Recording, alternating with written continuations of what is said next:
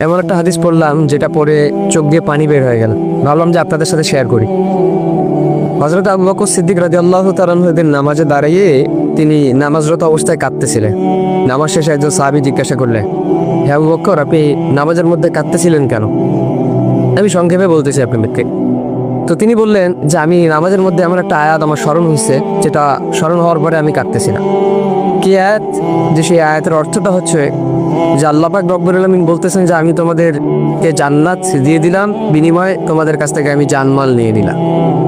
তো সাহাবী বলেন যে হে আবু বকর, এটা তো একটা খুশির সংবাদ যে আল্লাহ পাক আমাদের জানমালের বিনিময়ে আমাদেরকে জান্নাত দিয়েছেন, তো আপনি কাঁদতেছেন কেন?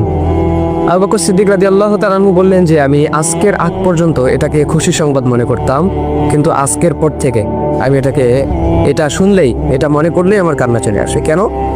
যে তুমি তো জানো আমার একটা কাপড়ের দোকান ছিল। আবু বকর সিদ্দিক রাদিয়াল্লাহু তাআলা আনহু বলতেছেন ওই কাপড়ের দোকানে কয়েকদিন আগে একজন মহিলা কাপড় নিয়ে গেছিল। তো হঠাৎ করে সে আজকে ফিরে আসছে কাপড় নিয়ে, এসে আমাকে বলতেছে যে তুমি তোমার কাপড় ফিরিয়ে নাও, আমার টাকা আমাকে ফেরত দিয়ে দাও। আবু বকর সিদ্দিক রাদিয়াল্লাহু তাআলা আনহু বললেন যে আপনি তো অনেক আগে কাপড় নিয়েছিলেন, এখন ফেরত দেওয়ার কারণ কি? এই মহিলা বলতেছে তোমার কাপড় আমার পছন্দ হয়নি, এজন্য তুমি তোমার কাপড় তোমার কাছে রেখে দাও, আমার টাকা আমাকে ফেরত দাও।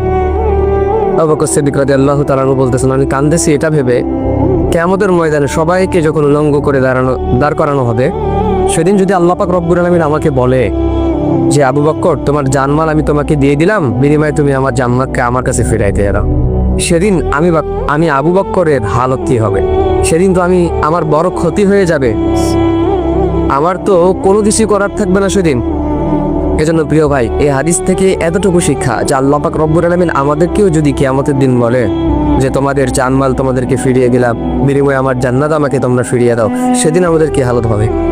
কারণ আল্লাহ পাক রব্বুল আলামিন যদি বলেন যে তোমার সালাত, তোমার নামাজ, তোমার রোজা, তোমার হজ, তোমার যাকাত, তোমার জিকির আজগার কোনো কিছু আমি আল্লাহ পাক রব্বুল আলামিনের দরবারে পছন্দ হয় নাই, সুতরাং তোমার জানমাল তুমি তোমার কাছেই রাখো, আমার জান্নাত আমার কাছে ফিরাই দাও। তো আপনি ভাবেন তো, অনুভব করেন তো যে সেদিন আমাদের হালতটা কি হবে? সেদিন আমরা কোথায় যাব? আমাদের পরিস্থিতি, পজিশন সেদিন কোথায় থাকবে? সেদিন তো কেউ কাউকে চিনবে না, সবাই শুধু হাহাকার হয়ে শুনবে এক একটা নেকির জন্য। তো সেদিন আমাদেরকে যদি আল্লাহ পাক রব্বুল আলামিন এভাবে ধরে ফেলেন, তো সেই আল্লাহ তাআলার কাঠগড়া থেকে বাঁচানোর ক্ষমতা আমাদের ফিরে নেই। আপনি দুনিয়ার কাঠগড়া থেকে চাইলেই আপনি কিন্তু বাঁচতে পারে, কিন্তু আল্লাহর কাঠগড়ায় যদি আপনি ধরা খেয়ে যান, তো সেখান থেকে বাঁচার কোনো উপায় নাই। এজন্য কোনো কাজ করলে, কোনো ইবাদত করলে মনোযোগের সাথে করতে হয়। সালাত, রোজা, হজ, যাকাত, জিকির আজগার যেটাই করি না কেন মনোযোগের সহকারে যেন আল্লাহ তাআলা কবুল করেন আমার এই সালাত, আমার এই ইবাদতটা যেন আল্লাহ পাক রব্বুল আলামিন কবুল করে। তো সেই